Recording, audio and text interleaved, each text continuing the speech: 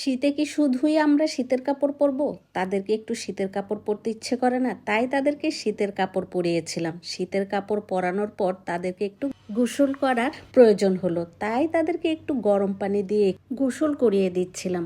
অনেক দিন যাবৎ গোসল করে না, তাই তাদেরকে গরম পানির মধ্যে ভিজিয়ে রেখেছি। তোমরা একটু ভিজতে থাকো, শরীরের ময়লাগুলো উঠে যাবে। এখানে আমি আমার একটু প্রয়োজনীয় কাজগুলো সেরে নিই, তাই তাদেরকে গরম পানির মধ্যে ভিজিয়ে রেখে আমার কাজগুলো শেষ করে আবার চলে আসলাম তাদেরকে গোসল করানোর জন্য। এত ময়লা হয়েছে, বাবারে বাবা। শীত আসছে বলে ডেইলি যখন গোসলই করবে না, তাহলে এক সপ্তাহের গোসল একদিনেই করায় ফেলবো। এই যে কি পরিমাণ ময়লা হয়েছে, শরীরের মধ্যে এত ময়লা হয়। এই ময়লাগুলো এখন সুন্দর করে পরিষ্কার করে এক সপ্তাহের গোসল একদিনে করিয়ে ঝকঝকে তকতকে বানিয়ে ফেলবো। আসসালামু আলাইকুম, আশা করি সবাই ভালো আছেন। আলহামদুলিল্লাহ, আমিও আপনাদের দোয়ায় ভালো আছি। যাই হোক, খুবই মজা করলাম এতক্ষণ আপনাদের সাথে।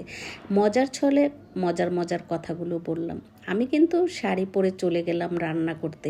তবে শাড়ি পরে যে রান্না করেছি সেই ফুটেজটা আর আমার নেওয়া হলো না, কারণ ভিডিও ম্যান তখন কিন্তু বাসায় ছিল না, চলে গিয়েছিল এক্সাম দিতে।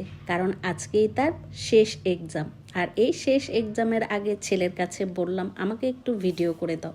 তো সেও খুব বাধ্য ছেলের মতো হয়ে আমাকে ভিডিও করে দিয়ে তারপর এক্সামে চলে গেল। আর এদিকে আমি রান্নার প্রিপারেশন নিচ্ছি, তাই আমার রান্নার ভিডিওটা আর নেওয়া হলো না।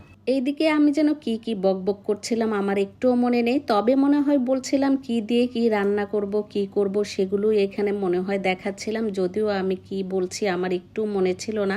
আর এদিকে আমি মাছগুলো ধোয়ার জন্য প্রিপারেশন নিয়ে নিচ্ছিলাম। মাছগুলো পরিষ্কার করে ধুয়ে তারপর আমি তাড়াতাড়ি করে রান্নাটা বসিয়ে দিব। তাই এখানে কি যেন বলছিলাম আমার একটুও খেয়াল নেই। রান্নার ফাঁকে হঠাৎ আমার মনে হলো আমি তো সেলফিই তুললাম না, একটু ভিডিও করলাম না। তাড়াতাড়ি চলে আসলাম, একটু সেলফি তুললাম আর একটু ভিডিও নিলাম। তারপর আবার চলে গেলাম রান্নার কাজে। আগে তো মা খালারা শাড়ি পরেই রান্না করতো, একটু চেষ্টা করলাম যে দেখি শাড়ি পরে রান্না করতে পারে কিনা, কিন্তু এত ঝামেলা লাগছিল তাই শাড়ি পরে আর আমার রান্না করা হলো না, কারণ খুব বিরক্ত লাগছিল। তখন শাড়িটা চেঞ্জ করে সালোয়ার কামিজ পরে তারপর বাকি রান্নাটা শেষ করে ফেললাম। শখের বিষয়ে শাড়ি পরা যায়, কিন্তু শাড়ি পরে কাজ করা যায় না। কাজকর্ম না থাকলে শাড়ি পরে থাকা যায় হয়তো অল্প সময়ের জন্য, কিন্তু বেশি সময়ের জন্য শাড়ি পরে থাকা যায় না, যেহেতু আমাদের অভ্যাস নাই, কি আর করা। তো যাই হোক, আজকে আমি যা কিছু রান্না করলাম আপনাদের সাথে ছোট্ট একটা ভিডিও শেয়ার করলাম। আর এই ছিল আমার আজকের ভিডিও। শেষ পর্যন্ত আমি রান্না বান্না করে এই যে দেখেন এভাবে রান্না করেছিলাম, তারপর স্বামীকে খাবার দিলাম। আর এই ছিল আমার আজকের ভিডিওটি ভালো লেগে থাকলে লাইক কমেন্ট শেয়ার করে পাশে থাকবেন। আবারও সবাইকে অসংখ্য